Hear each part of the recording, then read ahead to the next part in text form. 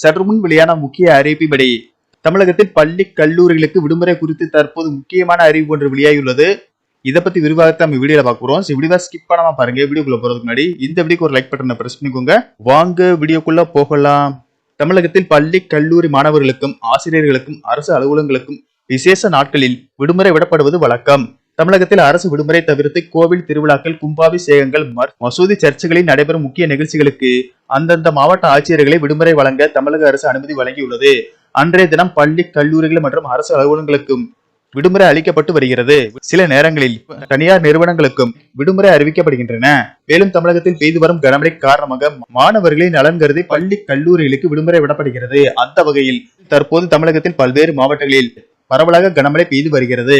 மேலும் வளிமண்டல கீழடுக்கு சுழற்சி மற்றும் மேற்கு திசை காற்றின் வேக மாறுபாடு காரணமாக ஜூலை 21ஆம் தேதி தமிழகத்தில் பல்வேறு மாவட்டங்களில் கனமழை பெய்யக்கூடும் என்பதால் மழையின் தீவிரத்தை பொறுத்து அந்தந்த மாவட்ட ஆட்சியர்கள் பள்ளி கல்லூரிகளுக்கு விடுமுறை அறிவிப்பார்கள் என்று எதிர்பார்க்கப்படுகிறது. இந்த நிலையில் ஆடி அமாவாசை ஒட்டி பள்ளி கல்லூரிகளுக்கு விடுமுறை அளிக்கப்பட்டுள்ளது.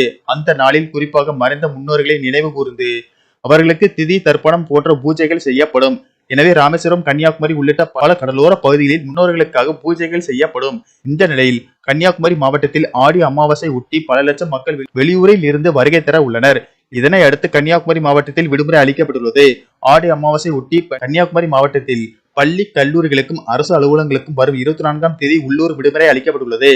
இதனை ஈடுகட்ட வரும் ஆகஸ்ட் 9ஆம் தேதி சனிக்கிழமை வேலை நாளாக செயல்படும் எனவும் கன்னியாகுமரி மாவட்ட ஆட்சியர் அறிவிப்பில் தெரிவிக்கப்பட்டுள்ளது. இதனைத் தொடர்ந்து ஜூலை 28ஆம் தேதி செங்கல்பட்டு மாவட்டம் மேல்மருவத்தூர் ஆதிபராசக்தி சித்தர் பீடம் ஆடிப்பூர விழாவை முன்னிட்டு உள்ளூர் விடுமுறை அறிவிக்கப்பட்டுள்ளது.